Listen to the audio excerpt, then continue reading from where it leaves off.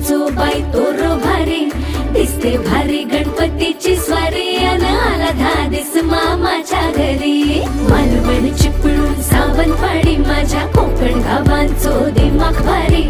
दिसते भारी गणपतीची स्वारी माझ्या कोकणा वाटे तुम्ही वलवा गाडी धमा धमान हाका गाडी माझ्या कोकणचो रस्तो